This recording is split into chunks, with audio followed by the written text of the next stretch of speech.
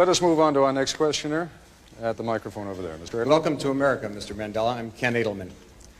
Those of us who share your struggle for human rights and against apartheid have been somewhat disappointed by the models of human rights that you have held up since being released in jail. You've met over the last 6 months 3 times with Yasser Arafat, who you have praised. You have told Gaddafi that you share the view on, and applaud him on his record of human rights and his drive for freedom and peace around the world. And you have praised Fidel Castro as a leader of human rights and said that Cuba was one of the countries that's head and shoulders above all other countries in human rights, despite the fact that documents at the United Nations and elsewhere show that Cuba is one of the worst.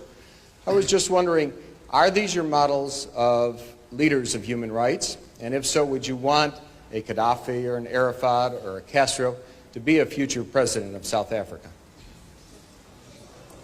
One of the mistakes which some political analysts make is to think that their enemies should be our enemies.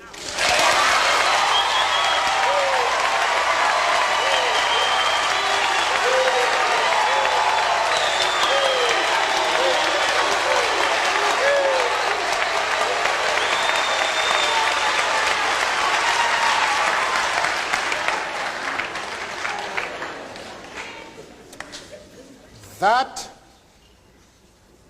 we can and we will never do. We have our own struggle which we are conducting. We are grateful to the world for supporting our struggle. But nevertheless, we are an independent organization with its own policy. And the attitude of every country towards, our attitude towards any country is determined by the attitude of that country to our struggle.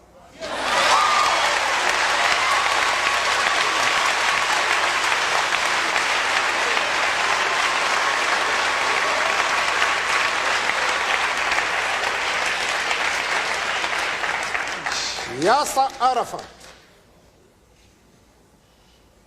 Colonel Gaddafi, Fidel Castro support our struggle to the hilt.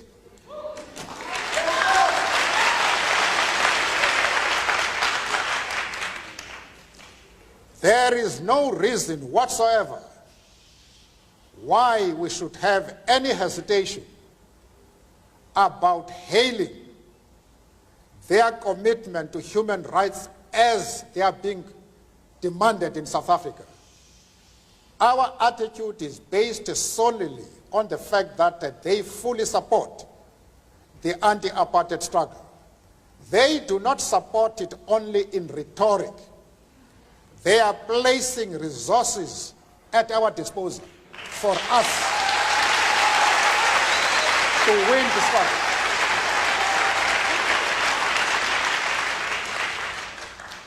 That is the position.